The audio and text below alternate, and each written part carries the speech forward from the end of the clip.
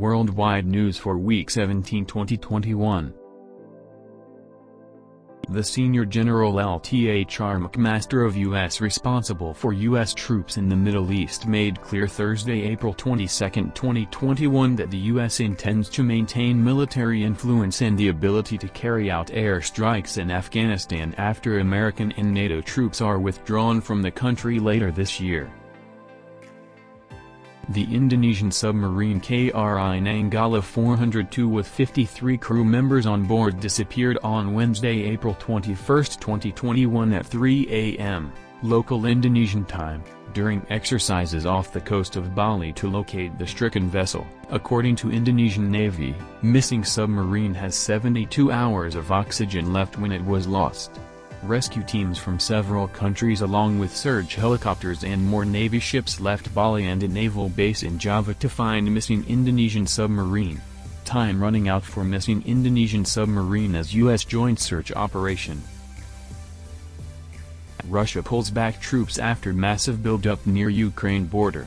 A buildup of Russian troops along the border in recent weeks had reignited tensions in eastern Ukraine, where government forces have battled Russian-backed separatists demanding independence from Kiev since 2014. But on Thursday, Russian Defense Minister Sergei Shoigu suddenly declared that the troops had completed their drills in the south of the country near Ukraine and Crimea, and would return to their permanent bases by May 1, 2021. The UAE is partnering with Japanese company Espace to launch a moon rover in 2022.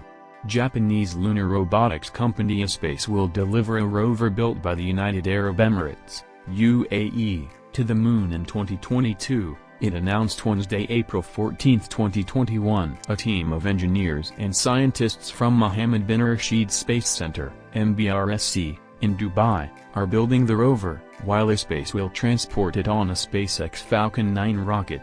The rocket will launch from Florida, with the aim of reaching an area of the moon that has not previously been explored. It will be Espace's first moon mission.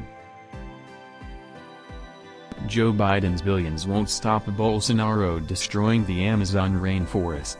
Joe Biden built up the world's hopes when he committed the U.S. to rejoining the Paris Agreement, legally binding international treaty on climate change, signaling that he was ready to treat the climate crisis as a strategic priority for the Brazilian government, presided over by the climate change skeptic Jair Bolsonaro. The promise to rejoin the Paris Accord sounded like a threat, even more so because it was followed by a promise made during one of the debates to mobilize $20 billion, £14 billion, in international funds for tropical rainforests, including for Brazil, to stop the destruction of the Amazon. Bolsonaro reacted by calling the plans coward threats.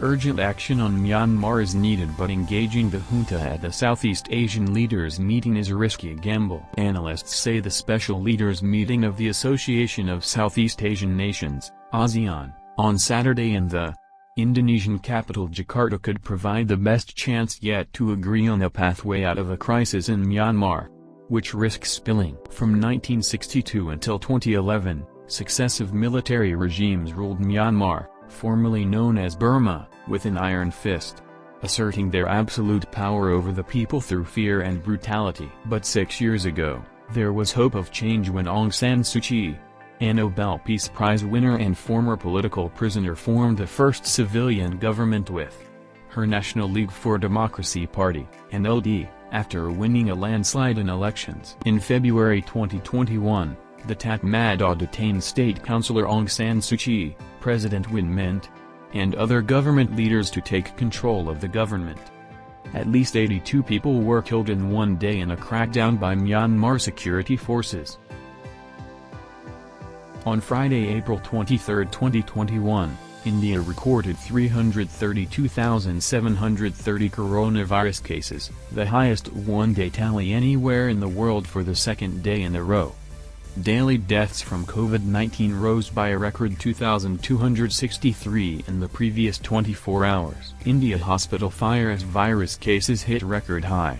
At least 13 patients have died after a fire broke out in the intensive care unit, ICU, of an Indian hospital treating COVID-19 patients near Mumbai. At least 2 hospitals in the Indian capital of Delhi are running out of oxygen, amid a healthcare crisis gripping several states.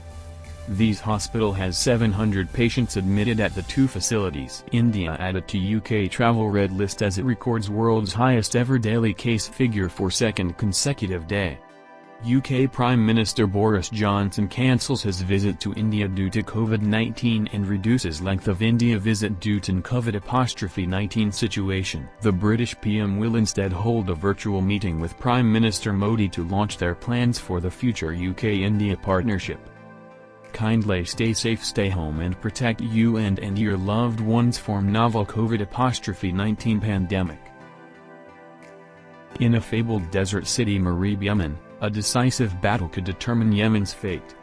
Nothing here could be overrun in a hurry. Yemen forces were relying on Saudi's airstrikes to hold Houthis back. Yemen, one of the Arab world's poorest countries, has been devastated by a civil war.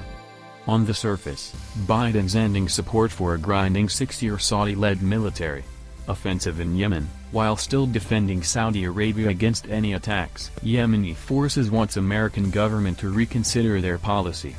Saudi air defenses intercept Houthi explosive drone targeting southern Saudi Arabia. Saudi Arabia urges Iran to seriously engage in nuclear negotiations. Iran supplied Yemen with weapons technology, says senior IRGC official. Crude oil prices spike on fresh Houthi attack on Saudi Arabia. Houthis is the group of local peoples including Yemeni Sunnis and Shias fighting for their rights within the country.